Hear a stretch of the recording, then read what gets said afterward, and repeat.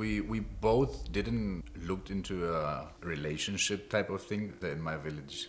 She got stared down. They don't see interracial couples as normal couples. Oh, but she married a white man. Give me petrol money. We have basically been in a long distance relationship ever since we started. Long distance relationship / marriage is not advisable. It's very tough. Who made the first move is very difficult to say because we both So- swiped right. How we met. Swipe right. That's Tinder. We met on Tinder. In Doha, Qatar. Yeah.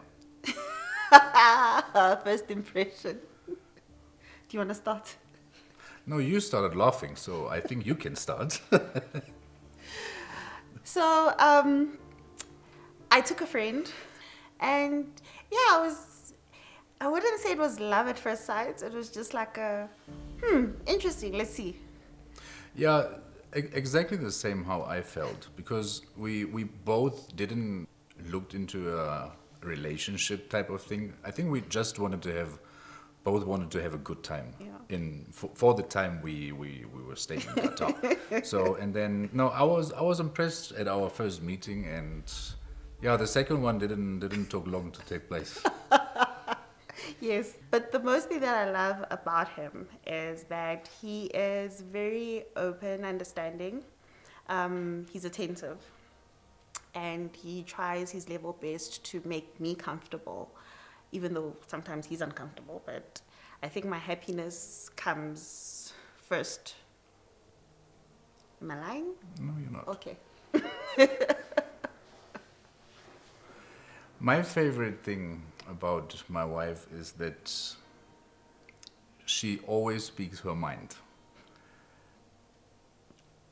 I don't always agree, but it's a good thing to speak your mind. So, basically informing how long it took for us to inform our families didn't take that long. And that was 2017 December. We met 2017 September on Tinder. So it was quite easy to tell my family about her.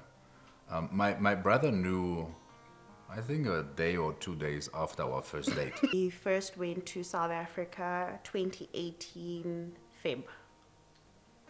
So yeah, it didn't take long. The introduction to my family went as smooth as possibly could be. Yeah. My mom is a very loving person, and I think you guys had a connection from the first time. And also my dad, he I think parents just want to see their kids happy, so they were very open and warm. For me, it wasn't difficult given race-wise because I've only been with white people, white men. So I've never been with a fellow African. So it wasn't like a shock to the family. It was just like, oh yeah, I'm dating a German now. No, she is not my first black girlfriend. So they also kind of not used to it because black people in Germany are not common. They are here and there, but it's still a rare thing. Yeah. I remember one, not incident, but in a shopping center in my village. She got stared down from that old old lady. lady. That's why was a bit awkward for you, ne? It was. Okay. How do we navigate challenges in our relationship? We have basically installed communication. We chat about the things that are quite challenging. No, it's yeah. We have our sit downs once, twice a week, Yeah. and just talk. So, the comments that people would make about our bedroom life is it's like, does he satisfy you? Are you happy? We know that white men like to have sex. We know that white men like to do kinky stuff. What are you, like, how is it for you? And how long does he last? Like, it's those uncomfortable questions. And yeah, it's just like, they just like, I'm guessing every other normal person. I wouldn't be able to tell you the difference, but it feels normal to me. So it didn't have an effect. The people's comments didn't affect any, like, it didn't put anything in our relationship. So it was just one of those comments that we said, people be people, and let it go. Yeah, I have the feeling when people ask about our bedroom life, is just that they not they don't see interracial couples as normal couples, because you wouldn't answer, or you wouldn't question a bedroom life between people of color or white people. It's just that interracial thing where, like, nah, is that really gonna work, or is it? There's no difference. With the males, you'd find some other guys coming up to me, you're like, no, let me let you taste like a black man. Let me, because I know your husband is not satisfying our fellow black ladies, thinking that they have a chance. And some would ask him if he'd be willing to leave me for them. So it's one of those things. It's like, yeah, I can do this better. I've got this. It's, yeah. We have cemented our marriage, our relationship on a very solid foundation. The whole base of our marriage is more complicated, because someone had to leave their home, their country, had to relocate. So it's giving us a very strong bond. So the notion that people have, or the comments that people would make, assuming that we are basically swimming in randelas, would be that, oh, but you married a white man, give me petrol money, or please pay for my DSTV. I'm not sure where that comes from, why a lot of people assume that white people are rich, because it's not true. The 3 years of long distance marriage / relationship were kind of difficult. Long distance relationship / marriage is not advisable. It's very tough. You only see your partner in your little device, your little screen.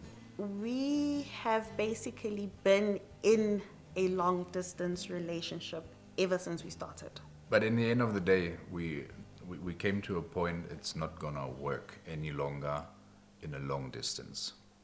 So one of us had to cut the ties, and I'm glad we decided that was me, and now we're enjoying South Africa. So how we got married, we had our court wedding in 2019 in Germany, and we decided to have it that way because it's more complicated to actually get married to a foreigner in South Africa. So that was our first wedding. Then we had our traditional wedding the same year in December at home. And then we had our third wedding in December. Yes, in Harties. Yes. I actually had to explain the whole lobola process. I must say I stepped on a few toes with my family members because I basically told them what I wanted. Given that my mother was no longer with us, I basically told them the steps. This is what I want. This is how we're going to do it, and so forth. So I explained to them that they need to write a letter, helped draft the letter, brought it home with the family, and then we had like a braai where I introduced him then to the rest of the family. So he didn't have the hardcore lobola. He had a No, mild. they made it quite easy for Yeah. me because it's at that time I was still based in Germany. So, and with me sending a delegate to her house of my uncles and my father, that we said like, can we maybe negotiate that? And so friends here in South Africa basically represented my family. So I stepped on a few toes with my family members because of number one, the amount that they wanted. I honestly felt like it was just ridiculous, and if my mom was still present, then definitely her word would have gone, and we would have had to then deal with it. So the idea of Labola was well explained to from Rita to me before everything happens, because that is nothing. It's a culture shock. It's because we don't have such things in Europe. So when you bring two cultures together, you need to understand what is what and why are certain things being done and why they need to be done. So, but she prepped me quite well. My biggest culture shock, besides Labola, is African timing. I had to adjust because when we are invited from our friends for a braai, when I say 2 o'clock, the meat will be ready at 2 o'clock.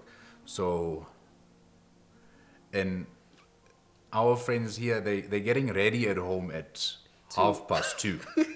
So, so that was definitely my biggest culture shock. So my biggest culture shock in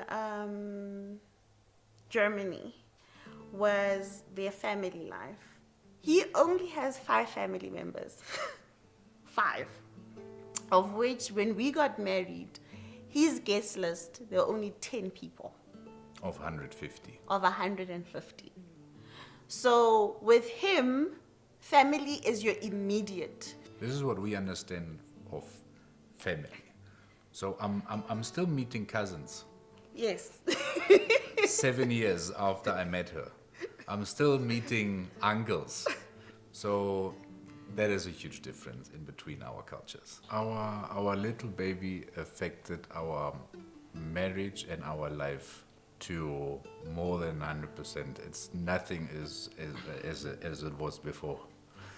It's hard, it's tiring, it's nice, but I really have respect for my parents, and everyone else has kids, because now you know what the struggle is. Well, it's affected our marriage, not really negatively. It's just that we don't have time for ourselves. It is unfortunate that I can't speak Zulu. It's my fault. She tried to teach me. She even wrote down in the beginning like a little note with the important words and what they mean. So, well, I speak a bit of German. I'm not fluent. I do understand it. So they can't really gossip about me anymore. So we would like our son to speak basically all the languages, not which better. He needs to know them. So that would be your German, Sotho, Zulu, and English. Yeah, it's in. I think it's quite easy, especially when you start with your little ones. I speak with him German.